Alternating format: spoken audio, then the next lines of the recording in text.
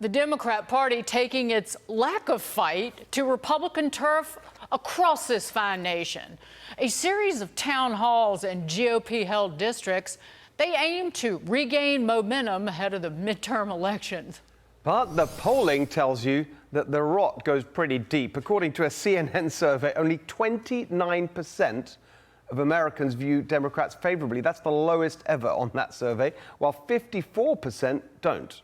The lack of a leader with any gumption only makes the situation much more desperate. 10% of Democrats polled think Sandy Cortez best reflects the core values of the party. 26% have no opinion at all. With us now, Pennsylvania Congressman Ryan Mackenzie, whose district will unfortunately be home to one of those town halls later this week. Congressman, you excited about the Democrats coming to your town?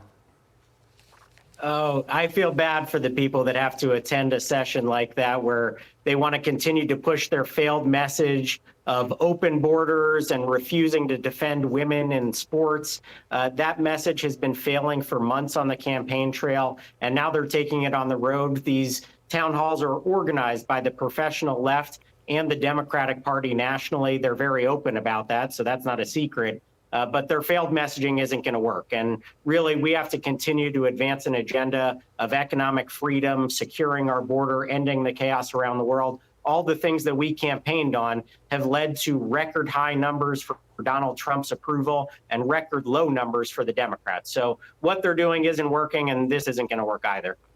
Listening to all of the, I call them the media minions, who carry water, or to be kind, it's water in those buckets that they carry for the left, to how they frame, it's been 2 months. What about people are calling for slower economic growth, and the polls, and this, all of a sudden they care about the stock market now, Congressman. But the American people, and Steve and I talked about this, are committed to President Trump and his vision. If you look at the right track, wrong track. Yeah.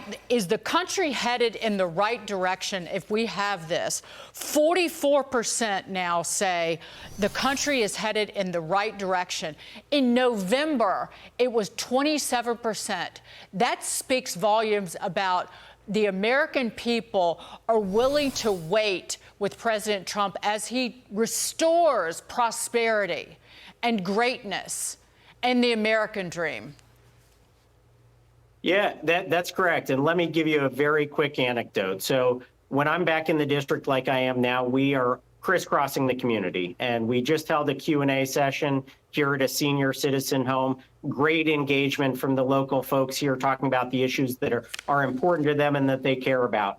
And very much on message with what we've already been talking about. But on my way out the door, somebody said, you know, those folks that he reads about in the newspaper who are protesting or holding those phony town halls, he said, ignore them. He said, you're doing a great job for the country. He said he's not a traditional Republican voter, but he said he shifted this past election, and he said, keep going. You're on the right track. You're doing the right thing for America. And that's why he supported not only myself, but the president. So I think a lot of this is noise. I think those poll numbers you talked about are much more accurate, and we're seeing that anecdotal evidence on the ground as well. Congressman, very quick question for you. I mean, when you look at past administrations, certainly the Reagan administration, you can look at the Thatcher government back in the UK. When you're making big changes, there's going to be some disruption. When you're trying to rebalance the economy, as the Trump administration is trying to do, from government spending to private sector-led investment, it's going to get rocky at times. Are you and your colleagues going to stick with the president? Well, absolutely. What we have to do is we have to rein in this wasteful government spending that we saw from the last 4 years of the Biden administration. That created an artificial economy that was based purely on this massive amount of spending that was being injected. And so what we have to do is we have to let the private sector flourish. We have to bring down those tax rates for everybody. We have to reduce unnecessary regulations, which the administration is doing a great job of working on already. We have to secure that southern border. We've seen illegal border crossings plummet because the negative impacts of that on our community do raise the prices of food and housing and fuel and all those other necessities that people have.